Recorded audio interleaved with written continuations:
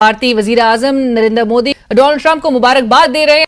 जिस लीडर ने, world leader ने ट्रंप के प्रेसिडेंट बनने के बाद सबसे पहले बात की है, और अमेरिका के प्रेसिडेंट की जिनसे बात हुई है वो इंडिया के प्राइम मिनिस्टर हैं।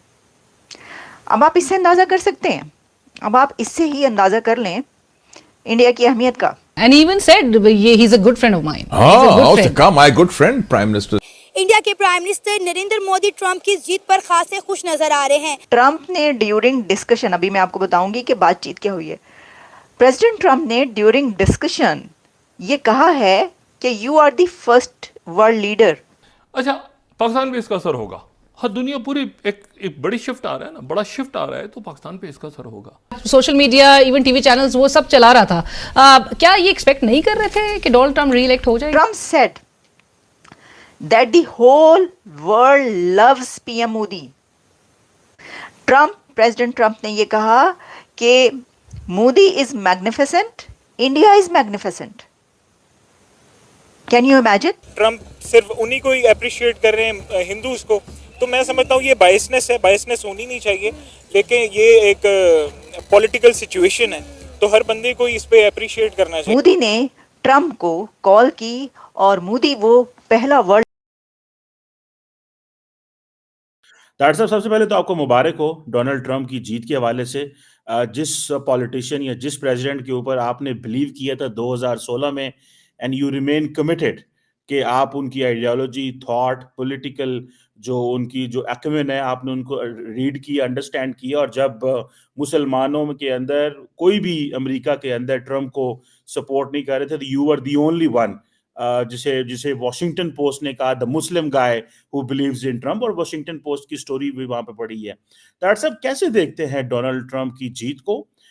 इसकी डोमेस्टिकली भी हमें बताएं और इसकी इंटरनेशनल इम्प्लीकेशंस भी हमें बताएं। How do you read this sir? Cheema साहब, मैं समझता हूँ मेरा डोनाल्ड ट्रंप साहब के साथ सफर 2016 से है। आपने जिस तरह खुद फरमाया है कि यहाँ तक के इतनी तनकीद धमकियां 2016 में मिलती थी, बिलखुसूस मुसलमानों की तरफ से, कि why you standing with them, he is anti Muslim and he is anti immigration, सारा कुछ। और फिर उसके बाद ये हुआ कि 2016 में उन्होंने इलेक्शन जीता और पहला दौरा ही सऊदी अरेबिया का किया। उसके बाद 4 साल वो रहे। 4 साल के दौरान कोई कॉन्फ्लिक्ट नया शुरू नहीं हुआ, और उनको उसी का फायदा आज हुआ है कि डोनाल्ड ट्रंप साहब was considered a peace president. तो उसके बाद एक नैरेटिव बिल्ड किया गया कि कैमला हैरिस, जो कि द मोस्ट अनसक्सेसफुल और अनपॉपुलर वाइस प्रेसिडेंट थी, वो एक सियासी कू के जरिए उनको लाया गया, उनके सामने बाइडेन को हटाया गया। काफी डेमोक्रेटिक वैल्यूज की धज्जियां उड़ाई गई, लेकिन उसके बावजूद फिर नैरेटिव बिल्ड किया गया कि शी इज 49, 47, 39, 37। तो बिल्कुल नेक टू नेक एक चीजें की गई। मैं मुसलसल इस चीज का शोर करता रहा कि डोनाल्ड ट्रंप साहब अगर एक भी लफ्ज ना बोलें, उनको हराना इम्पॉसिबल है, क्योंकि जो बाइडेन हैरिस की अपना 4 साल का जो रैकेट है वो इतना बदतरीन है कि दुनिया आज तीसरी आलमी जंग के धाने पर खड़ी है। उसके बाद सारी दुनिया इस वक्त जो वैक्यूम क्रिएट किया गया वो चाइना और रशिया फिल कर रहा है। नए अलायंस बनने शुरू हो गए। जो लोग कैंप डेविड में आते थे वो जाके बीजिंग में मिलना शुरू हो गए। डी-डॉलराइजेशन, फॉल ऑफ काबुल, एक इतना बड़ा हादसा जिससे आज भी पेंटागन डिमोरलाइज्ड है। उसके बाद ब्रिक्स ने मसल फ्लेक्स करने शुरू कर दिए, एससीओ ने मसल फ्लेक्स की। उसके बाद चीमा साहब देखें, आज बीबी नेतन्याहू है, वो पैसा अमेरिका का है, बाम इनके है, लेकिन वो अपनी इंटेलिजेंस, मिलिट्री इंटेलिजेंस भी इनके साथ शेयर नहीं करता। इतनी सितमजरी, इतनी बेचारगी। अमेरिका के अंदर 21 मिलियन लोग जो किसी वेटिंग प्रोसेस के जरिए एंटर नहीं हुए वो आ चुके हैं। डोनाल्ड ट्रंप साहब अपनी स्पीचेस में यही फरमाते रहे हैं कि शायद चाइना अमेरिका के अंदर आर्मी बिल्ड कर लेगा, क्योंकि 30,000 से ज्यादा चाइनीज आ चुके हैं। जब बल्कि कल उन्होंने वोट डालने के बाद उन्होंने पाम बीच फ्लोरिडा में जब थोड़ी प्रेस कॉन्फ्रेंस की, एक प्रेस को फेस किया, उसमें फिर उन्होंने इस चीज का कहा कि 13,000 क्रिमिनल जेलों से निकाल के अमेरिका में भेज दिए गए हैं और वो क्राइम करते थे। चीमा साहब, एक रिमार्केबल हिस्ट्री। 2016 के अंदर सिर्फ 7% मुस्लिम अमेरिकन ने सपोर्ट किया।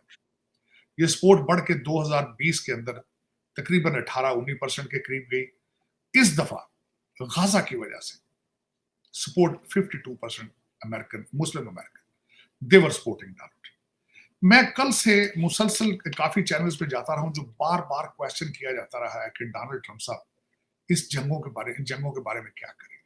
सबसे पहले तो ईरान पे एम्बार्गो लगाएंगे, सैंक्शन टाइट करेंगे, चाइना को अपने दूसरे लेंस से देखेंगे इनके साथ क्या करना है, अमेरिका के अंदर मैन्युफैक्चरिंग किस तरह इंक्रीज करनी है। और दूसरा इसमें देखा जाए तो मैं कल से ये बात करने की कोशिश हूँ, चीमा साहब, दिस इज ट्रंप 2। ट्रंप 1 जो था उसमें सर्कमस्टांसेस कुछ और थे, आज ट्रंप 2 के अंदर सर्कमस्टांसेस कुछ और है। उस वक्त कोई जंग नहीं थी, इस वक्त जंगे हैं। उस वक्त 21 मिलियन लोग यहाँ पे नहीं थे जो वेटिंग के जरिए आए, आज मौजूद है। सप्लाई चेन अभी रिस्टोर नहीं हुआ है, इन्फ्लेशन सर पे चढ़ी है। हर अमेरिकन जब पेट्रोल पंप के ऊपर जाता है तो उसको एक धचका लगता है, जब ग्रोसरी लेने जाता है तो एक दूसरा झटका लगता है उसको। और यहाँ पे ये एक क्रिएट किया जाता था, बल्कि कल चीमा साहब मुझे इत्तेफाक हुआ है व्हाइट हाउस के सामने जाने का, कई लोगों को से मिलने का, कैंपेन के लोगों का मिलना। पेंसिल्वेनिया एक बैटल ग्राउंड था। मैं बात बताना चाहूंगा चीमा साहब, आखिरी दिन डोनाल्ड ट्रंप साहब ने आखिरी दिन किस तरह गुजारा। नॉर्थ कैरोलिना गए सुबह, उसके बाद रीडिंग पेंसिल्वेनिया, पिट्सबर्ग पेंसिल्वेनिया, लेकिन अपनी कैंपेन का इख्तिताम उन्होंने मिशिगन में किया। चीमा साहब, अगर गाजा के बारे में डोनाल्ड ट्रंप साहब कुछ ना करना चाहते, ना करने का इरादा रखते, तो 52% लोगों की इंडोर्समेंट, मुसलमान इमाम जो थे मिशिगन के अंदर, उनकी इंडोर्समेंट उन्होंने नहीं लेनी थी। जब आखिरी दिन जब पिट्सबर्ग के अंदर गए, उन्होंने मुस्लिम्स के साथ अपने रिलेशनशिप को ब्रैग किया। और इस दफा वाकई ही Muslim American vote the will decisive for him. तो डोनाल्ड ट्रंप साहब विल डिलीवर पीस। जो उन्होंने अपनी एक्सेप्टेंस स्पीच थी, अपनी विक्ट्री एक्सेप्टेंस स्पीच वो कल रात को उन्होंने की, उसके अंदर भी उन्होंने कहा कि मैं जंगे खत्म करूंगा, पीस की बात करूंगा। तो एक तो ये था। मैं 10 पॉइंट आपके सामने रखना चाहूंगा कि अगर डोनाल्ड ट्रंप साहब आते हैं तो वो क्या क्या पहले दिन या 10 क्या पॉइंट होंगे जो उनको पहले 100 दिन के अंदर इनका कुछ ना कुछ परफॉर्म करना पड़ेगा। चीमा साहब, सबसे बड़ा उनके लिए इस वक्त मसला चाइना रशिया अलायंस है। बार बार वो फरमाते रहे हैं कि अगर मैं प्रेसिडेंट होता तो चाइना रशिया अलायंस ना होता। चीमा साहब,